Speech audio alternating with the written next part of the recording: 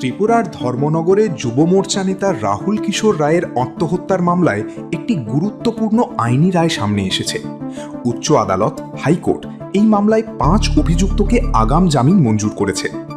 এই মামলাটি রাহুল কিশোর রায়ের স্ত্রী শ্রীমতী অনন্যা ভট্টাচার্য দায়ের করেছিলেন। অভিযোগ অনুযায়ী 4ই মে উপনির্বাচনের ফল ঘোষণার দিন অভিযুক্তরা তাদের বাড়িতে দুবার হামলা চালায়। প্রথম হামলাটি হয় সন্ধ্যায় এবং দ্বিতীয়টি গভীর রাত প্রায় 1টার দিকে।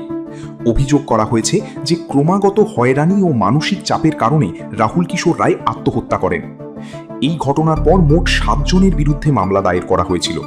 প্রাথমিকভাবে 6 জন অভিযুক্ত ধর্মনগর আদালতে আগাম জামিনের আবেদন করেছিল, কিন্তু আদালত তা খারিজ করে দেয়।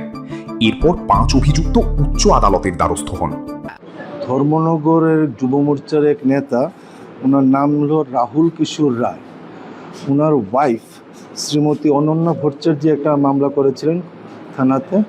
এলিগেশন হচ্ছে যে যেদিন ইলেকশনের উপনির্বাচনের রেজাল্ট আউট হয়, অর্থাৎ 4 মে, সেদিন বিকেলবেলা প্রথমে নাকি 21% ওদের বাড়িতে গিয়ে হামলা করে এবং রাত্রিবেলা আবার 1টার দিকে আবার হামলা করে, এবং এই জন্যই নাকি ওনার স্বামী রাহুল কিশোর রায় সুইসাইড করেছে।